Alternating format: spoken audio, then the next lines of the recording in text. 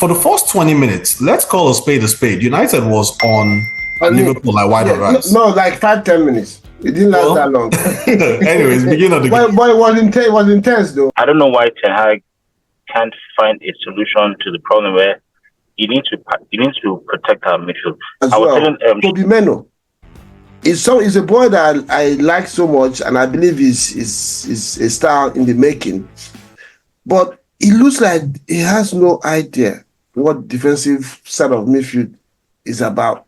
Usually.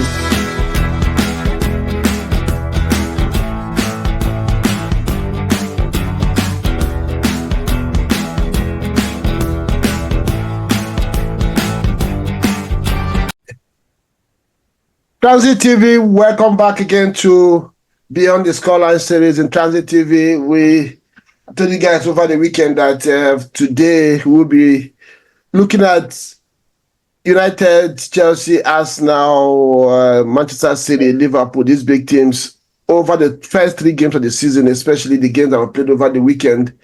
In the studios, I have Manchester United fans. Somi is here, and Justice, known as Shaba by the footballing community in Houston, Texas. We are here today. These are big-time Manchester United fans, and we are here to discuss first the game yesterday and overall overview of Manchester United's performance over the first 3 games of the season so far, playing Fulham at home, Brighton, and of course yesterday Liverpool at Old Trafford as well. Guys, you are welcome to the show. Thank you for having us. Thank you for having us. Yes, let's jump straight away. We'll start with the game yesterday, a little bit, and then look at overall.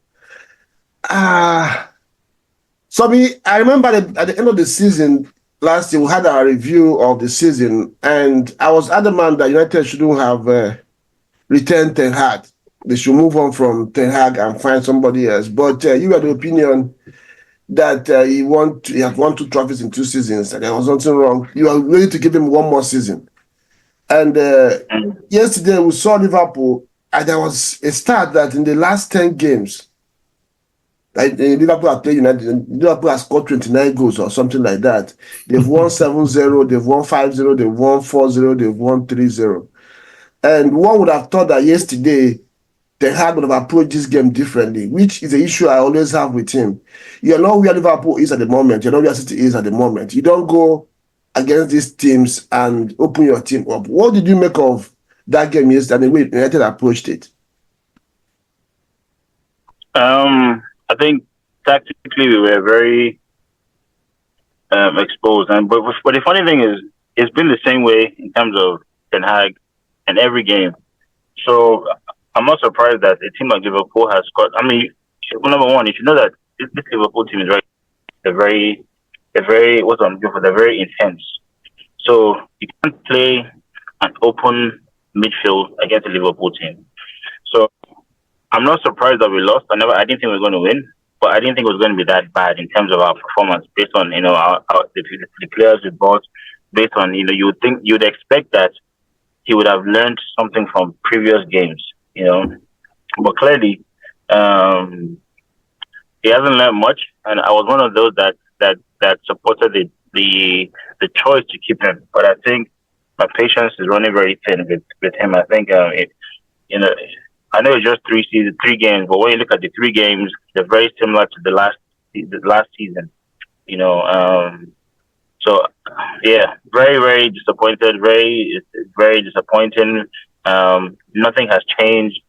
As you can see with Liverpool guy, after 3 games, there's a pattern that he's trying to implement in the team, and even his post-match comments. He explained how we analyze the United team. Exactly. That our 2 wing backs are going to leave Salah and other guys, Luis, one-on-one. So he had an idea, but Ten Hag clearly, nothing. So where I am today, honestly, I think we should make a change before it's too late. With Ten Hag. Yeah, just these 3 games, 13th on the table. 7 goals conceded, scored just 1 or 2. And United is 13 on the table already, and it looks like they're going to continue from where they started last season. I want to ask one specific question. As a person, I'm falling victim to it as well. Kobe Meno is a boy that I like so much, and I believe is a star in the making. But it looks like he has no idea what defensive side of midfield is about. You share the same emotions. And what do you think? How can United protect or help this young man bring out the best of him?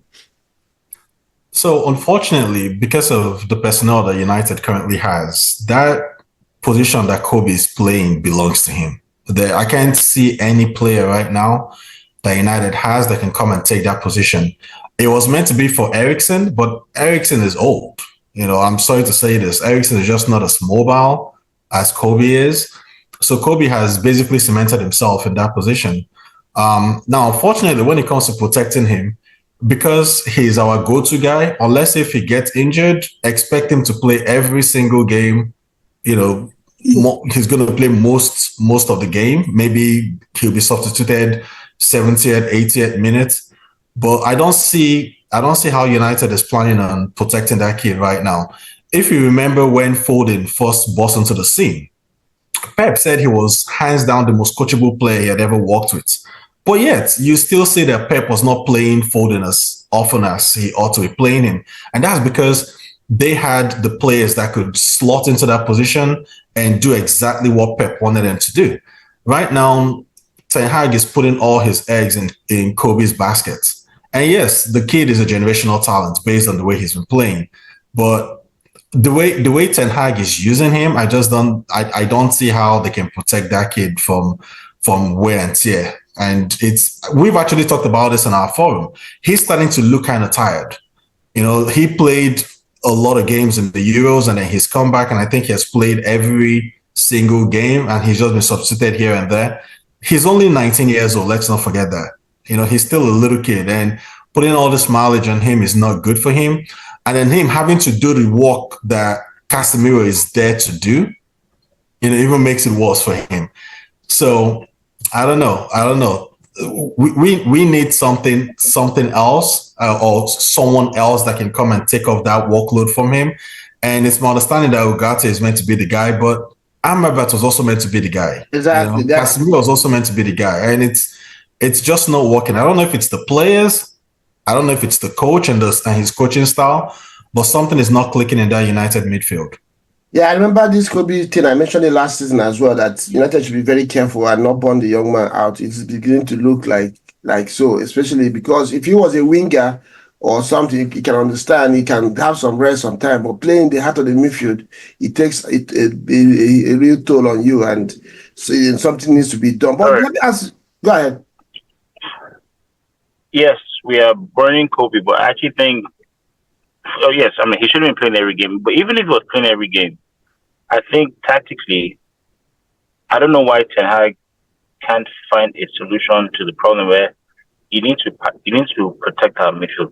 I was telling Chaba on our group yesterday, sometimes I feel like Old Trafford is even too big for them to play in. I feel like they should be playing a pitch like Highbury, and I don't mean that by any, because they feel like they don't know how to manage a big pitch. They seem scattered, they seem everywhere, and it is down to a tactical or a coaching issue. Ten Hag, they sacked the previous coach because maybe he wasn't working, helping Ruud will come and help and bring new ideas, but we can't seem to manage a game. I can't tell you in the last 2 seasons, I can't tell you a game that I've enjoyed watching United play that I'm confident that we're going to win a game. So Kobe needs to be protected. I would have thought that they're going to go and get more experienced midfielders this transfer window and let the boy be playing every now and then. But clearly, their own ideas are different from what we see as fans. Yeah, so. Yeah, but the thing is, I was listening to Guy Neville's talk yesterday, or was it Gallagher? And he said something that we keep saying, like just mentioned, that Casemiro was meant to be the guy. Amrabat was supposed to be meant to be the guy. Now they're hoping on Ugarte. It's not just about this player. There is something out in this team that is not working. Yeah. Because I remember in those days, United against Arsenal, for instance, Fergie knew that when it comes to tiki-taka, he was not going to match Arsenal in that way. There's a way United used to structure against Arsenal. The thing used to frustrate me as an Arsenal fan. United will slow the game down, make it look like they're not interested. Arsenal will try to, increase the intensity for where United will tactically slow it down. When they are ready to hit Arsenal, before you know it, the ball is in the net. Even when Rashford started playing for United newly, they used that. That was the same way he used to hurt Arsenal. Yesterday, I watched the game and it's Ten Hag trying to go toe to toe with Liverpool. It looks like something like you mentioned. The team looks. I don't understand how to put it. So if you can let me touch on that. When the lineup came up for Liverpool, he used McAllister and Gravenberch in the midfield. These are two players that typically don't go beyond their midfield, right? They sit deep and they protect their defense. So Slot already knew that he was going to absorb pressure. Maybe it was because he was coming to Old Trafford. Maybe that's why he had that selection. But for the first 20 minutes, let's call a spade. United was on Liverpool like white on rice. No, like 5-10 minutes. It didn't last that long. Anyways, beginning of the game. But it was intense though. Yeah, United was passing the ball, and I was pleasantly surprised. But this is the same story that we've been hearing. For the first 10, 15 minutes, United dominates the game, and then they seem to become complacent when the game is not going their way or when they're not getting the results. And despite all that domination, there was a point where they showed the stats, and United has 65% possession. Liverpool had 35% possession, but at that point, Liverpool had already put a goal in United's net, and the goal was ruled off for offside, right? And also, if you look at the goal that Brighton used to score against United in 95th minutes, the two games ago, there were about 2 or 3 Brighton players that were available in case of the first player missed it. So my point is, it was a goal that regardless of who was there, it was going to be a goal because our fullback was not there. The same thing with the first goal that Diaz scored. Diaz was there, and I've forgotten the second player that was going for that header. And once again, our right back was not there. So that tells me that it's a tactical issue that United is going through right now, and that stems from the coach. Because as a defender, your first job should be to defend, and then every other thing should be secondary. But when you see Mazraoui almost in the box there was a time where he actually had a shot that was deflected by Van Dijk and Alisson ended up saving the ball. But that's how far this kid is going, and he's not tracking back fast enough. And no. Yeah, sorry, go ahead. Sorry, he's not tracking back fast enough, and United is not making arrangements for someone to cover him. So the winning goal against United with Brighton was a goal that was an open score because the fullback was not there, and the first goal against United was a goal that was made because the fullback was not there also. So honestly, what you were saying, if it's the personnel or if it's the tactic, like you said, when United played against Arsenal back then with Fergie knew what to expect. He knew what was going on, and he knew how to manage the game. Ten Hag seems to just use the same tactic, whether he's playing Brighton, whether he's playing Liverpool, whether he's playing Southampton. It's the same thing. And these coaches and these clubs, they figured him out. They know when he's going to be exposed, and they know when to pounce on him. That game could have easily ended 5-6-0 if not for some mistakes that the strikers made or some balls that just didn't end up where they were meant to end up for Liverpool. So Ten Hag needs to either change his tactics or he needs to vacate the position and let someone else take it. But last season, toward the end of last season, against Arsenal, he kind of was conservative and almost got it. Arsenal had to swear to get the result that they got against United. In the FA Cup final against Manchester City, he did the same thing and got a result. Yesterday, like you mentioned, and a Slot, when they asked him how he came up with the approach to the game, like you mentioned, he analyzed United fullbacks, then talked about Salah and Diaz staying up. Then now asked him, is that not a gamble if the press doesn't work? He said, no, it's only a gamble if these players remain there when they play through Liverpool. But if they track back to do what they're supposed to do defensively, that is not a gamble because they will always be fall back to help their fullbacks. So and this is completely opposite of what you get from United. Maybe 1 or 2 times Rashford track back, but that was it. So it looks like the United offensive players feel that they have nothing to do defensively for the team. This problem. No. Okay, go ahead. React to that. So see, Ten Hag, I watched Ten Hag. I actually went back to watch his teams at Ajax. He wants to play a 3-1-6 formation, right? Where there are 3 flats at the back. There's one guy protecting them, right? And then he now tells the 2 wing backs to go to push up, and then he gets his 2 strikers and then 2 midfielders to try and overload the what's it called? Overload the final exactly. But the thing is, he has going to realize that first of all, we're not in the Dutch league where the intensity is not that that high. Number 2, you don't have the players yet. The goals against them, and that is why Slot said he pushed those 2 guys high up because he knows that those 2 wing backs push up, and that is Ten Hag's mentality. He wants Dalot and Mazraoui to push up to be an additional option. But the thing is, you don't have the midfield yet to do that. Right, you can't rely on Casemiro to if the ball breaks, and that goes against Liverpool. The reason why Mazraoui wasn't there was because the instruction is Casemiro gets the ball, guys go up and be options. So once Casemiro lost that ball, we were exposed. But in the case of pass from the back, give it Onana gives to Martinez to Casemiro, then Dalot and Mazraoui are gone, and then. What's it called? Bruno and everybody, you shrink the pitch, you let your 2 wing backs open up the pitch, so you're giving the centre back more options to pass the ball to you. But if we lose that ball, then we're in trouble, like you saw yesterday. And now they're saying when Ugarte comes back or comes in, things will be fixed. But once again, relying on the player. What if that guy gets injured tomorrow or gets injured over international break? Then it's the same thing. We don't have a system where we rely on individuals, and you would think that after 3 seasons or 2 seasons, we'll have an identity, which unfortunately we don't have. Yeah, that's what I've been looking for. The next thing I was going to go. It seems that United they have an identity, but unfortunately it's on the negative side. And they have multiple identities. Yeah, exactly. Like you can figure them out. Let's talk about Casemiro. I hear you there, and you're spot on with that analysis that you gave right there. Casemiro, should everybody be banging on his door, or is he just a victim of a very bad system? Is that for me or for Yeah, justice. Anybody can take it.